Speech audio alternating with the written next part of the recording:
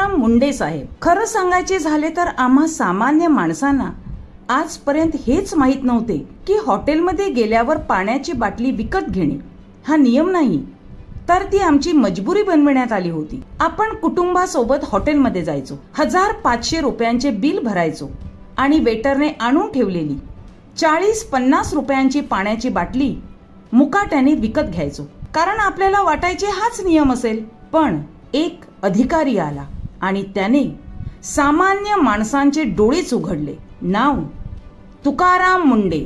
जेव्हा व्यवस्थेमध्ये एखादा तुकाराम मुंडे येतो ना, तेव्हा फक्त नियम बदलत नाहीत तर अख्खी सिस्टम वटणीवर येते. आजकाल तुम्ही बातम्यांमध्ये पाहत आहात, धाडी पडतायत, हॉटेल सील होत आहेत, भेसळखोरांना बेड्या ठोकल्या जात आहेत. पण हे अचानक घडलेले नाही, हे त्या नियमांचं पुनरागमन आहे जे वर्षानुवर्ष सरकारी फाईलमध्ये धूळ खात पडले होते. मुंडेंनी ते नियम बाहेर काढले आणि पहिल्यांदाच लोकांना समजले, ग्राहक म्हणून आपलेही काही हक्क आहेत. आजपासून कोणत्याही हॉटेलमध्ये ग्राहकांना मोफत आणि सुरक्षित पिण्याचे पाणी देणे बंधनकारक करण्यात आले आहे. ग्राहकांना पाण्याची बाटली विकत घेण्यासाठी भाग पाडता येणार नाही.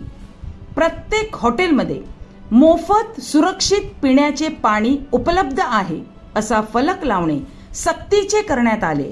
म्हणजेच पाण्यावर चालणारी नफेखोरी आता बंद. आणि फक्त एवढेच नाही, सकाळी आपण चवीने खात असलेला वडापाव, भजी, समोसे हे जर पेपरमध्ये गुंडाळून दिले जात असतील तर ते थेट आपल्या आरोग्याशी खेळणं आहे. वृत्तपत्राच्या शाईमध्ये घातक रसायने असतात, ज्यामुळे कॅन्सर सारखे गंभीर आजार होऊ शकतात. पण वर्षानुवर्ष हा प्रकार सुरूच होता, कोणी बोलतच नव्हतं. तुकाराम मुंडेंनी इथेही हातोडा मारला. आता छापील कागदात अन्न देण्यास पूर्ण बंदी, फक्त फूड ग्रेड साहित्यच वापरावं लागणार. नियम मोडला तर थेट कारवाई. तसंच हॉटेलमधील काळं पडलेलं तेल पुन्हा पुन्हा गरम करून त्यात पदार्थ तळणे हा प्रकारही आता मुंडेंच्या निशाण्यावर आलाय. एकदा वापरलेले तेल पुन्हा वापरणे म्हणजे थेट कॅन्सरला निमंत्रण. आणि आता अशा हॉटेलांवर कठोर कारवाईचा इशारा देण्यात आलाय. इतकेच नाही, आता हॉटेलचे किचनही स्वच्छ असणे बंधनकारक. चकाचक डायनिंग हॉल दाखवून मागे घाणेरड्या किचनमध्ये अन्न बनविण्याचे दिवस आता संपणार आहे.